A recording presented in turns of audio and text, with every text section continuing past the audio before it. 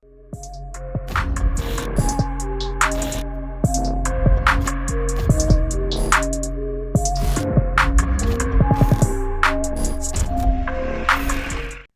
beautiful souls. Welcome to another beautiful episode of Happiness from Within. I am truly honored for today's guest. We have Muneeza Ahmed. She is an intuitive medicine woman, and she has so much experience. She actually has studied the protocols of medical medium Anthony Williams, and she is known again as an intuitive medicine woman. You might be asking, what is an intuitive medicine woman? So an intuitive medicine woman is someone back in ancient times was the person in the village that everyone went to when they were not feeling well. And Muneeza has had this beautiful gift ever since she was a child, and I'm actually going to let her share her story. So I actually have her here on the line. Hello, Muneeza. Hi, Janet. How are you? I'm great. How are you this morning? Thanks for having me on here today. Absolutely. So take us back to your childhood. Tell us where your gift started and where your spirituality and all of that started for you. So everything started for me. It's sort of hard to pinpoint a time, but I remember being able to, I've always been interested in health. I remember as a 2-year-old, I used to have a black doctor's bag that I carried around, and I would play with it from the age of 2 till about the age of 6. And I would play doctor to anybody who would play with me. It was one of my favorite games, and I remember it really fondly. I don't remember a lot of other things that I played, but that one I remember very clearly. I would tell my grandparents that, okay, if you get sick, I'll help you get better. So this sort of impulse, I feel, within humans, like we all have our impulses. I think they are born of our purpose.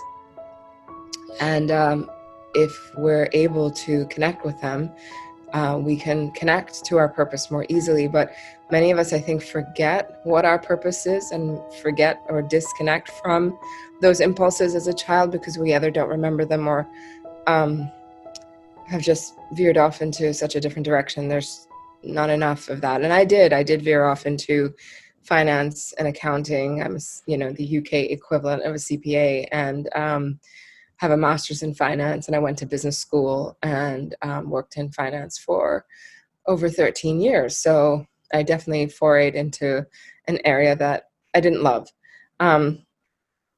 And then I go back and I would recollect, like, my favorite story from childhood is that of Florence Nightingale, where she would tend to the sick in the middle of the night and would sit by them and help them get better. And those are the impulses that I always have had. When I used to be in my corporate workplaces, I was the person who everyone came to for health advice. They're having a stomach ache, or someone had a headache and it wouldn't leave, or, had a flu and it wasn't clearing, and people would, why don't you ask Muneeza? She's always got something she can share. So that's been with me forever. Biology was my favorite subject at school. I did apply to go to med school. And of course, life didn't have that happen for me. And at that time, it was the most difficult thing to deal with. But now in hindsight, I can see the huge, virtues of having taken a different path. Wow, that's so beautiful. I was very intrigued, just to share with the audience, for anyone new that's listening, I was very intrigued to interview you because I'm actually going to IIN right now. Oh, you are? I am, yeah. And I actually had a incurable disease in my knee for like 15 years and just healed myself about a year and a half ago. And I just encountered Anthony William. And when I had found you, I was like, oh my God, this woman has to be on my podcast because you're like a woman version of Anthony. So I don't know about that. but Pretty incredible human. But so yeah, just Yeah, I'm just excited to hear more about your story. So I just wanted to share that really quick. So yeah, it's just Well, IAN is a great program. I graduated out of IAN too, and I think IAN helped me fulfill the healing modalities that I was looking for, just for myself, because I was pretty sick. It's how I found Anthony William, and I've been sick since I was 3 months old. So understanding and having compassion for those who are sick has also been something that's been with me my whole life. Like, people will look at me and say, my clients, well, the older clients, I work with people who are everywhere from baby to my oldest client is 96 years old.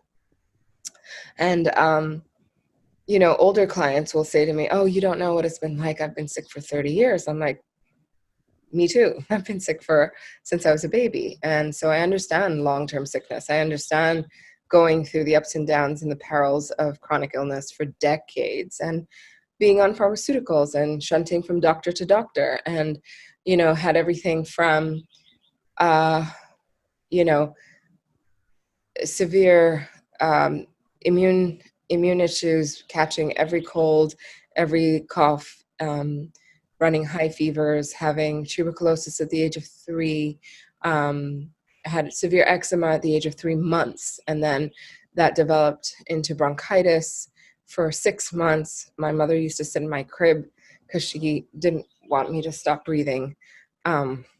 Or if I did, she's like, I wanted to be right there she's like, I didn't want you to die. And and I was on antibiotics at a very young age, and steroids. And then from tuberculosis at 3, and then I went, I had swollen adenoids, swollen tonsils, which my grandfather's a homeopath. So um, he suggested to my parents that we use homeopathy for that, and they did, and that helped. So I avoided surgery there. And then at the age of 6, I developed severe asthma, and I had allergies to just about everything you can imagine. And the allergies have waned and waxed over many years to the point now where I barely have any. But, I have had severe allergies most of my life, not anaphylactic, but everything but anaphylactic. And, and then on top of that, acne, which everyone seems to think is a teenage problem, but, severe acne in my teenage, but also in my 20s, um, which is indicative of, per Anthony William, strep infections that are riddling the body, and constant UTIs, for many, many years. Just like nothing that sounds really bad, but over time, when you deal with these things, it plagues you. Um, I was always a sick kid. I was always a kid who was like, oh yeah, don't run around, or why don't you just sit down, because, you'll have a breathing attack or something. So that was just my story. Growing up, I also had thyroid issues. I had an unexplained weight gain, mystery weight gain, which was all related to the liver. Obviously, we know that now, but back then I had no idea. I've had severe adrenal fatigue, which has been one of the hallmarks of sort of my 20s and 30s. And then dealing with edema and, heart palpitations. And like, when you look at Anthony's liver rescue book, and at the back of the book, you read the symptoms, I'm like, yeah, I have like 80% of those symptoms, which have cleared as well. Like, I've lived with them and they've cleared, like, tinnitus and brain fog and neurological symptoms and migraines and vertigo and thyroid issues. And I could rattle off a whole number, and individually they don't really, they're very tough to deal with individually, but when you have everything all together, you're like, I don't know what's going on with me. So I found Anthony. I went to IIN.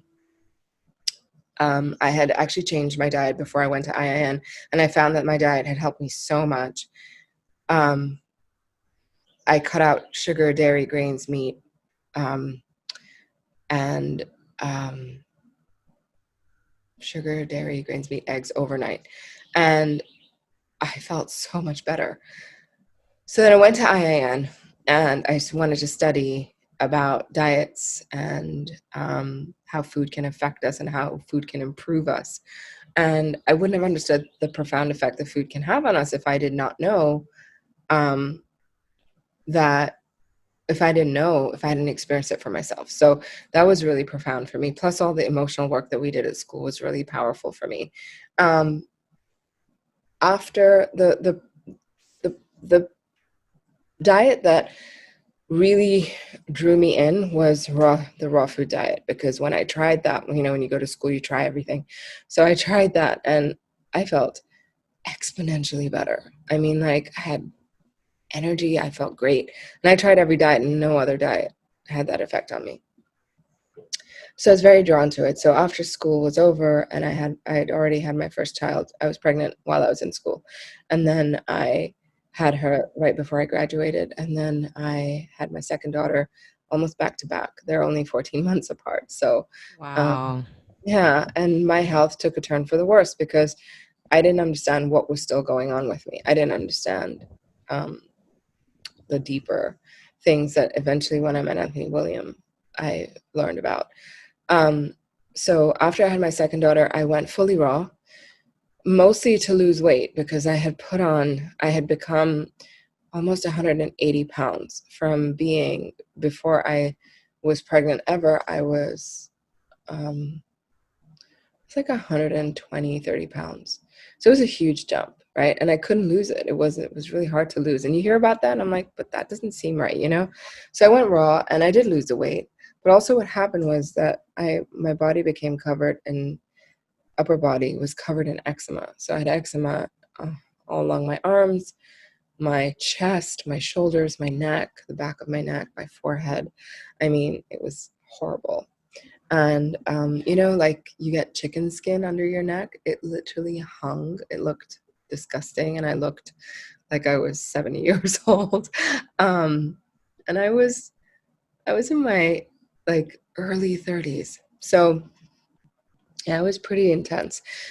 So anyway, I was desperate. I actually talked to every lecturer at school to try and figure out what was going on. And everyone said to me, well, you're gluten-free, dairy-free, you're vegan.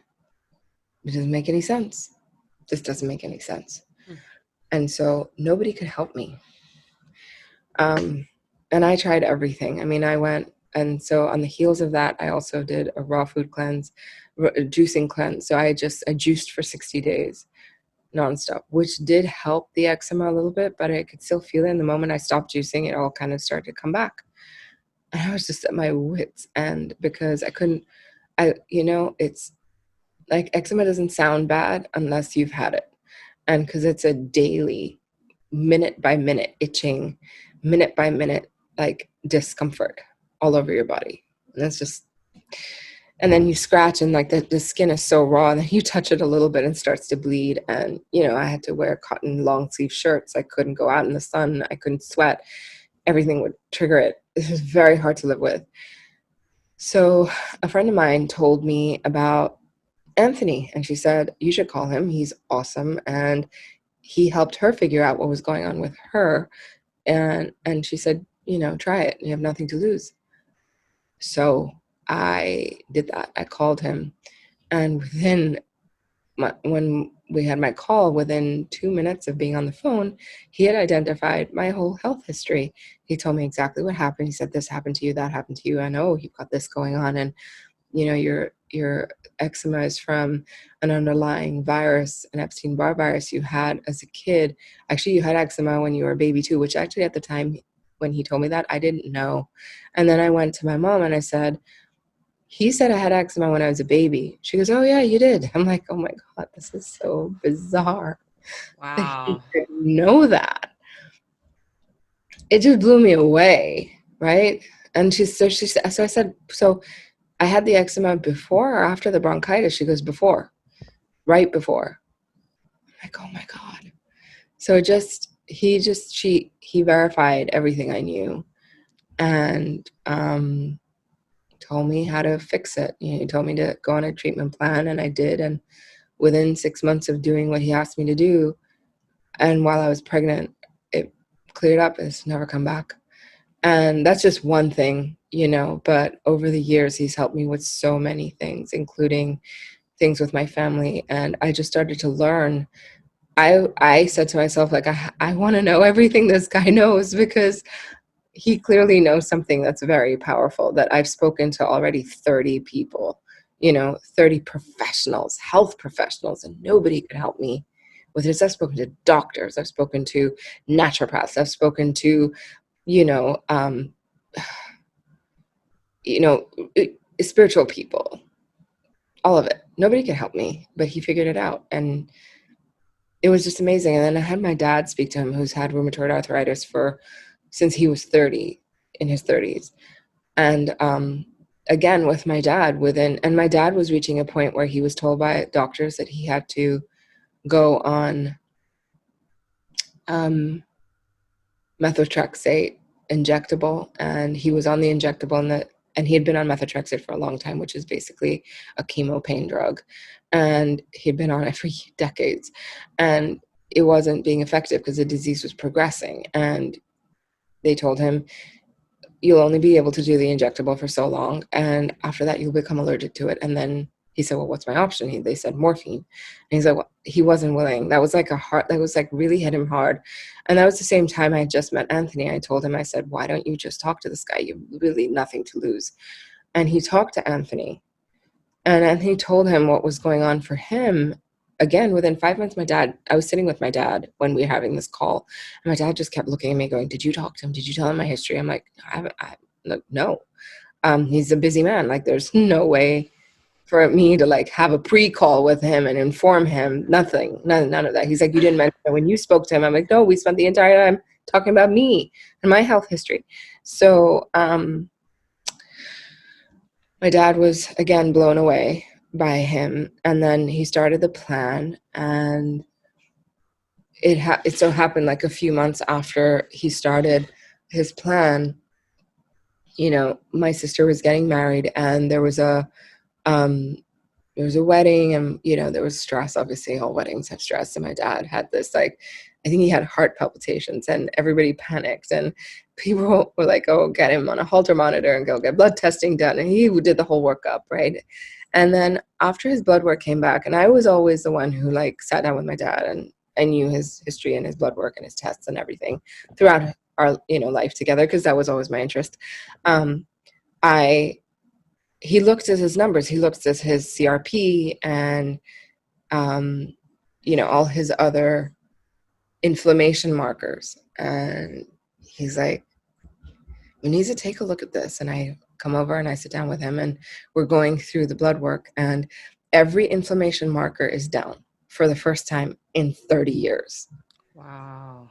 And he looked Wow. at me, right, and he, dad was a skeptic. So he looked at me, he's like, you think this is from Anthony stuff? I'm like, well, I don't know, what do you think? Like, I knew it was, but I didn't want to, I let him come to it himself, how much this has all been able to help him. And he was off methotrexate.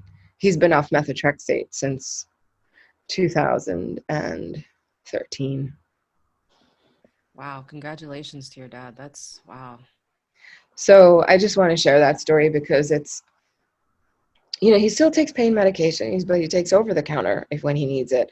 I'm not saying that it's a perfect result, but my dad is much older, and it takes a long time to clear out deeper toxins in the liver and in the organs, and to understand what detox looks like. And my dad is not perfect with diet and what have you, but to have that result at his age is a big deal. And even if it's not perfect, it's still so much better than he was, and quality of life is so much better than it was. So yeah, it's worth doing. And if he could do it at his age, coming from the guy who ate meat and potatoes and meat, literally, that was all he ate.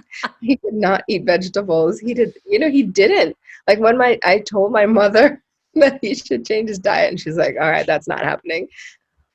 Yeah. So I'm just saying, when people really struggle with symptoms, it's when they're willing to make those changes, because the changes are hard to make, and you have to go against everything in society to make changes. You have to go against so much to take these steps, but you do it only when you feel really bad. So when someone is not that bad, not feeling that bad, not struggling as much, it's harder to understand what goes on with someone who is struggling. And that's one of the things that I find in a lot of people with chronic illness face this amongst their family members and their friends, where they don't get understood. They're not understood because they look fine. That was always what people said to me, but you look fine. Like, yeah, but I don't feel good. Even now, sometimes, if I get an attack of fatigue and I don't feel good, people are like, but you look great. I'm like, yeah, no, I don't. I don't really look great. If you knew me, you would know that I don't really look great right now. But that's the thing. And that's the thing that can be misleading is people with chronic illness are very misunderstood. And so I do this work as a voice for them, to support them, as a voice, not just speaking for them, but also a place where they can heal. So, reverse their conditions and actually truly get their lives back. Wow. Wow, that's amazing. Thank you so much for sharing. When you came to the United States, you had mentioned that you got really sick. Is that when you got the eczema or? No, the eczema came after I came to the United States. The first thing that happened to me was I started to immediately put on weight like crazy. I didn't know what it was. I hadn't changed my diet. I didn't know what was going on. I didn't understand that the food here was so bad. And I was lived in Middle East, Pakistan, and Europe. And Mhm. the food there is less toxic. And I didn't realize that, first of all. And then a lot of fatigue, a lot of allergies. I started to have allergic reactions up the wazoo to everything because there's so much GMO, and I was eating GMOs and I didn't know it. And I was reacting to those. And in the first year I was here, I was in the hospital in ER 8 times with allergic attacks, asthma attacks that just wouldn't be controlled by home inhalers and stuff. I had to get like several treatments at the hospital to be able to breathe again. So it became really bad when I moved here. But the eczema didn't come till well after I had my second child. Wow. Wow. Wow. Wow. Wow. Question for you. Um, are people able to still get appointments with Anthony Williams? Do you know? Anthony William does not do any more consultation. Oh, he doesn't. Because I was like, I really wanted to get a consultation with him, but I didn't see it anywhere on his website. He stopped doing that after the release of his first book. Ah, The okay. wait list went into the millions, so there's just no way, Yeah, yeah, yeah, yeah. you know. So, Wow. What would you, I mean, I guess, what would you recommend to someone? Just read all of Anthony Williams' book and you'll find the answer yourself? Because I'm just curious what you would recommend to somebody that was in your position that I reading know the book there's, is very helpful. There's a mhm, lot of answers in the books, yes. So read the books, listen to his blog, his podcast on Hay House, but he has a lot of free episodes on SoundCloud. But read the books. The books are full of wisdom. I met him at a time there were no books, and so a lot of it mm, was just asking him questions. But honestly, when the books came out, it filled in so much for me. So um, people think that the answer is always speaking to him, but actually, the answer is in you doing what he asks you to do, and what he's sharing that in the books. So read the books because the answer is in doing the work. I mean, of course, he does say a lot of healing happens when you know the truth about what happens to you. And it's true when you hear it.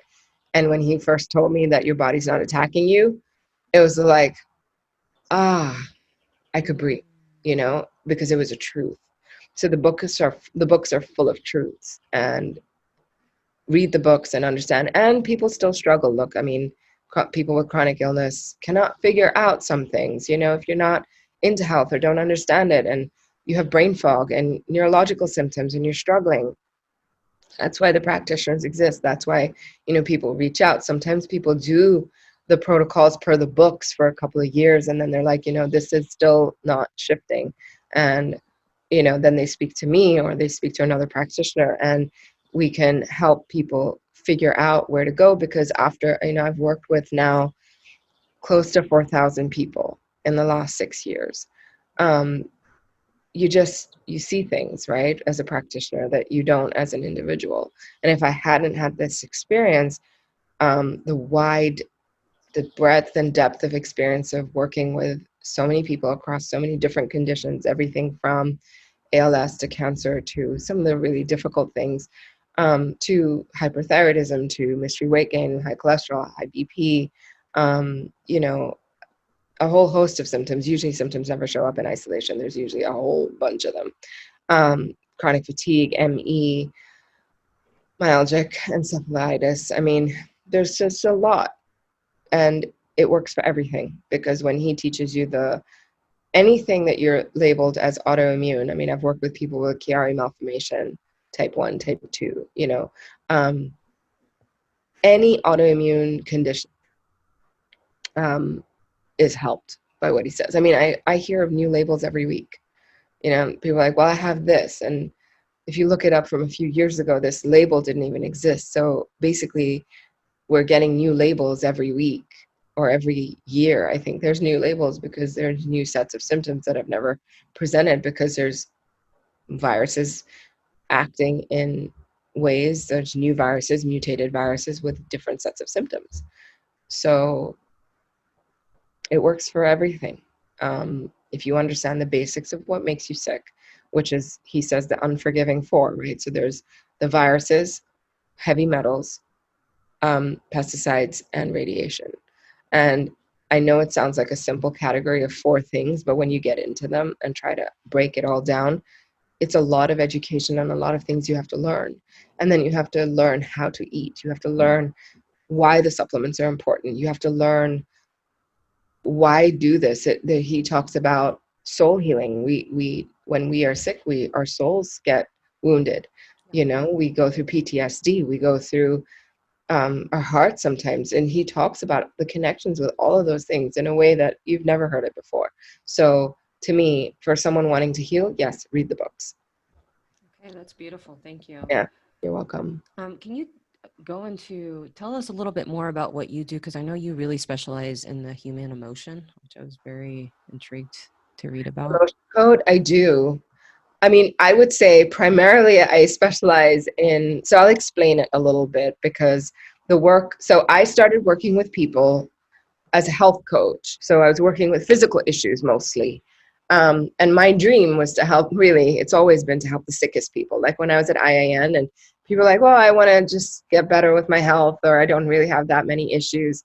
And that was not of any interest to me. Like I'm sure there's people who want to serve that group of people who just want to better themselves. And it's a noble mission. I have no problem with that. But for me personally, my mission, my whole purpose for being here is to help the really sick people. So um, some of my initial work when I was learning felt kind of not as challenging as I wanted. So I help those with autoimmune conditions. That's where I specialize.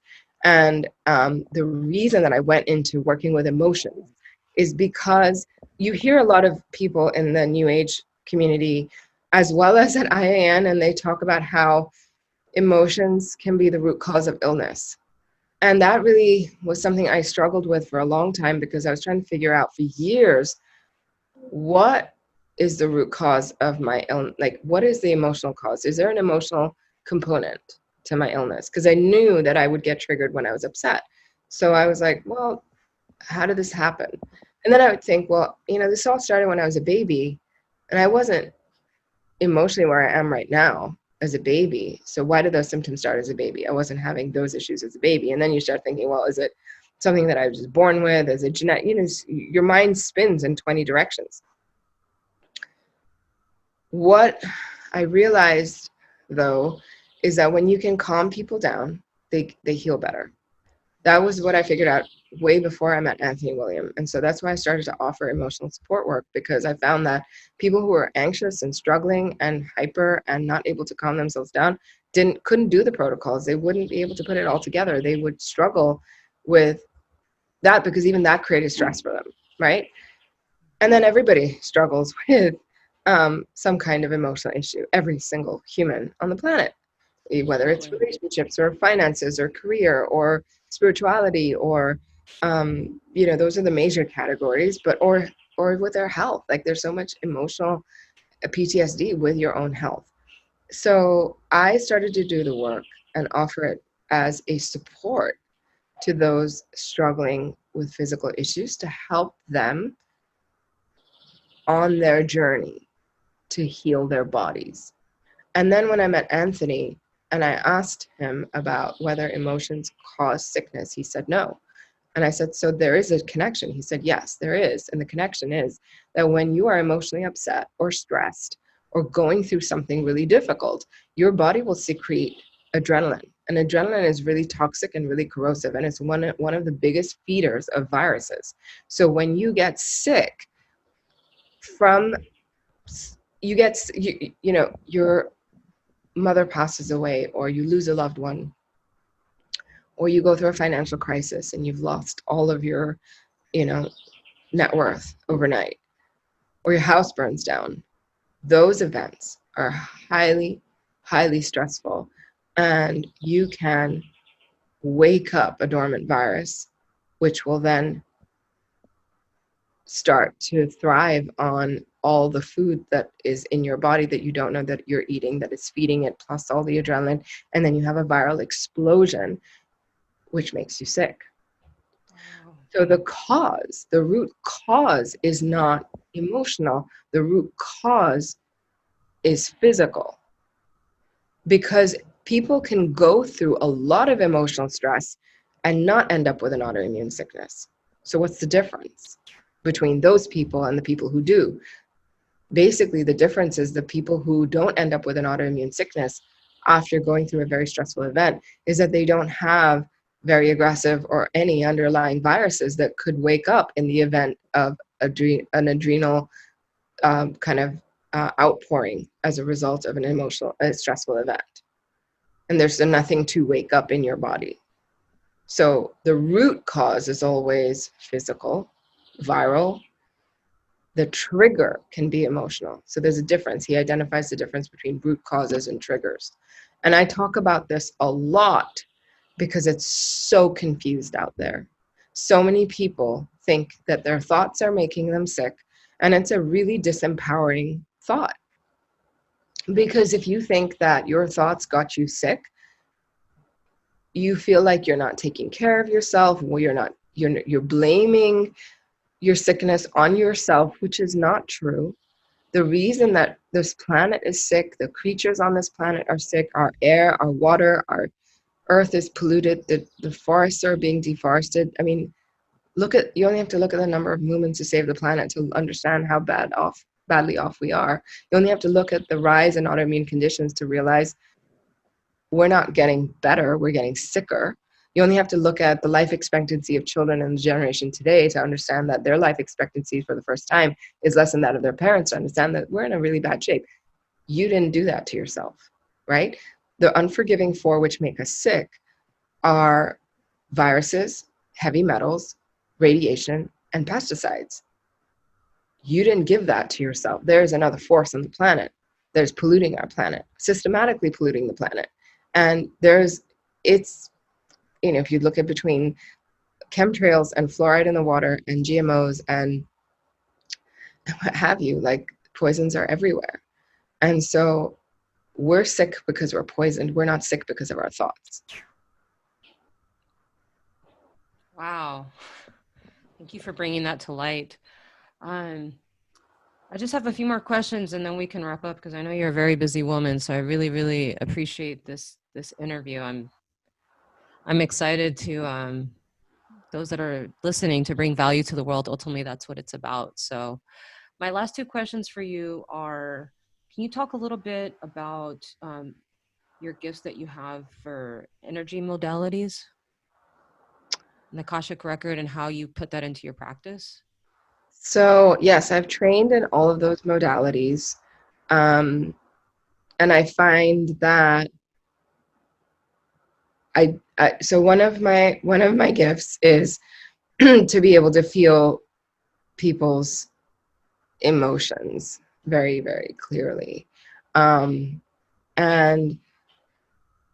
And also, I receive information on all levels. Like, I receive information about people's health, actual physical health, but I receive information about, I can see soul wounding, I can see heart wounding, I can see wounding in their spirit or their will, um, which are the three components, like three non-physical components of a human being.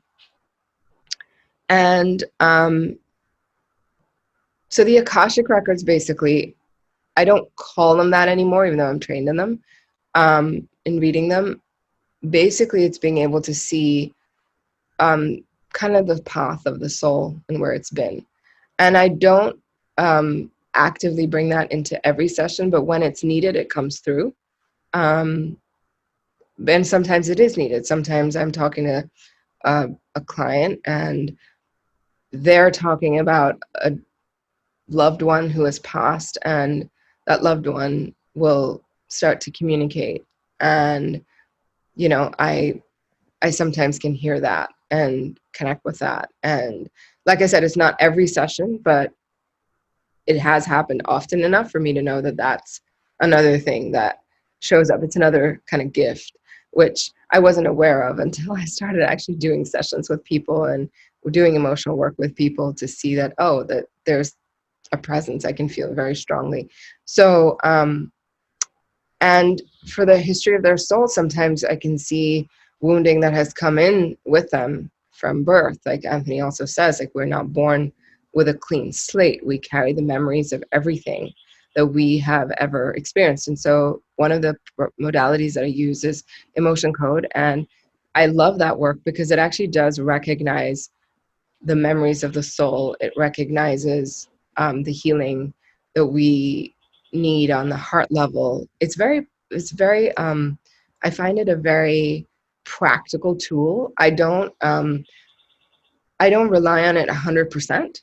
I don't rely on any tool 100%. And I do a lot of online courses and programs where I teach about intuition, and really that all these modalities and tools are there to support our own intuition. Ultimately, relying on the tool itself is not what you want. You want to rely on your own intuition and build that.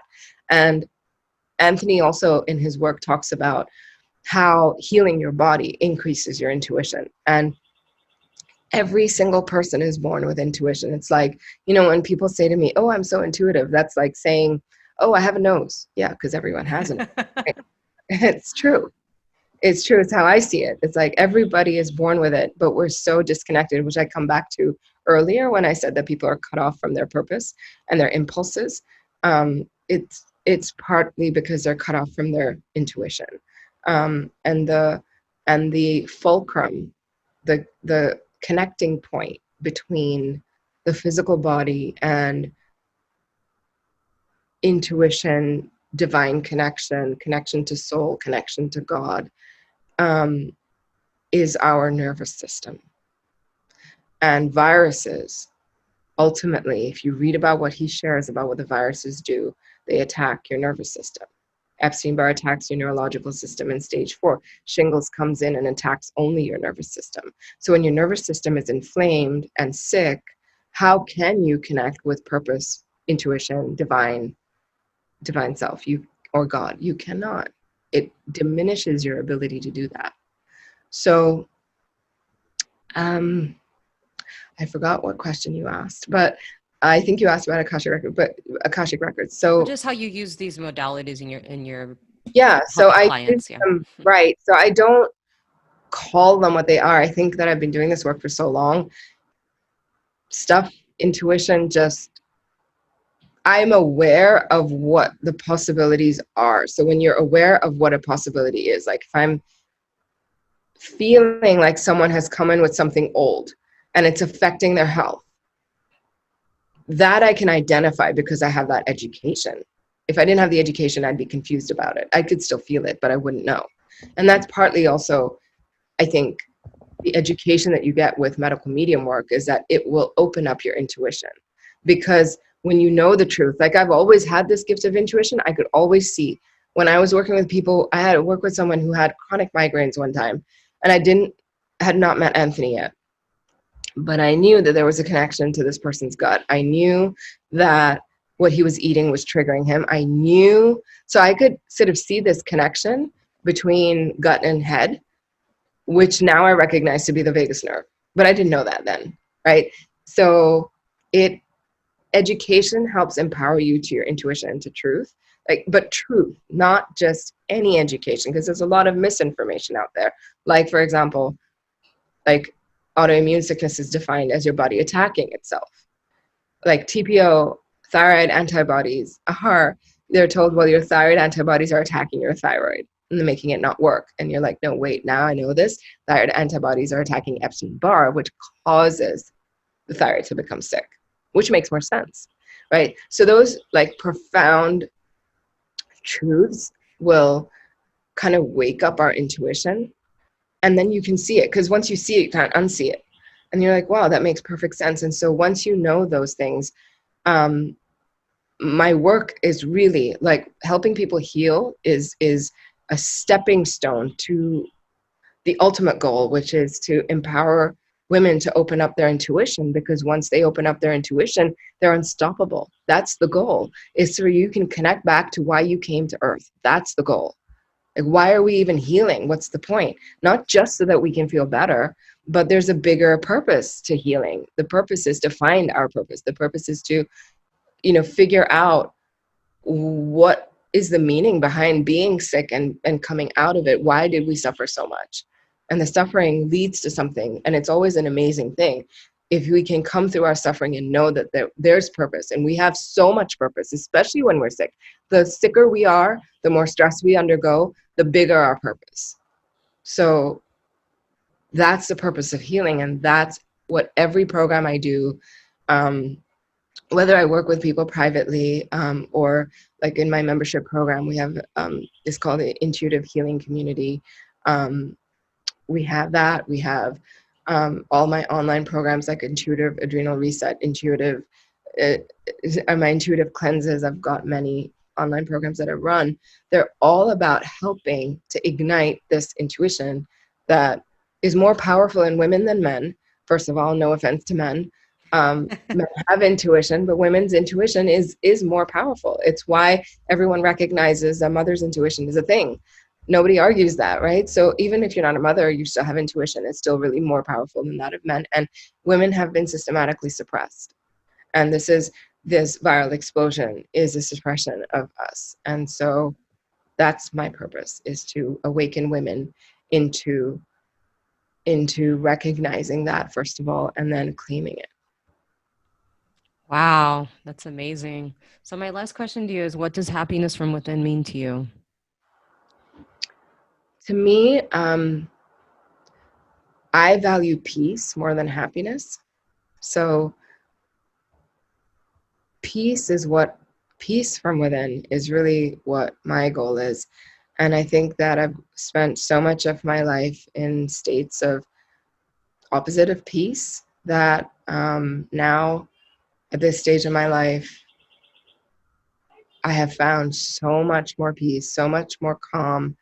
And I believe that happiness to me is not my goal. My goal is always peace. And when I'm at peace, things just, I can focus on what really matters and what's really truthful for me. And that leads me to be happier, I suppose. But peace is always my goal. And peace is also very connected to the liver. The source of peace is our liver. You know how there's a lot of understanding in the alternative world around how, and even in Chinese medicine, how anger stems from our liver being unhappy. Yeah. It's also the truth. Like when our liver is stable, our emotions become stable. So peace is really linked to the health of our inner organs, especially our liver. And when our liver gets healthier and it's not fighting for us every day, and it can just do its job without having to fight for us to save us, you bring in peace. And one of the things that Anthony says is that because adrenaline is so toxic and corrosive, when we go through difficult events in life, and that toxic corrosive adrenaline, the liver's job is to soak it up and keep it so that it doesn't hurt other parts of you, because it will scorch your organs and it will make you really sick. So the liver soaks it up. And when you get triggered, those biochemical molecules of adrenaline that are stored will get triggered and you'll feel those emotions. But when you can release and clear the liver of toxic adrenaline, you will feel more peaceful because you're not holding on to those memories as much.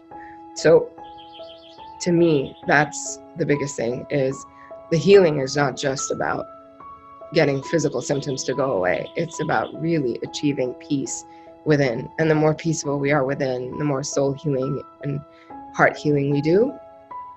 Really, truly, that's the path to a more peaceful world. Absolutely. Wow. Thank you so much. Where can people find you? MuneezaAhmed.com. That's my website, MuneezaAhmed.com. On Instagram, Muneeza Medical Intuitive. On Facebook, Health with Muneeza. And yeah, it's an unusual name, so if you Google it, you'll find me. That's beautiful. I'll definitely make sure to put your links below. Well, I really want to thank you from my heart to yours. Thank you so much for this beautiful interview. It was such an honor to have you on Happiness from Within. Thank And look forward to continuing connecting with you later. Thank you so much. Have a beautiful day. Thank you so much, Janet. Take care. Thank you for having Thank you. Bye for me. now. Bye.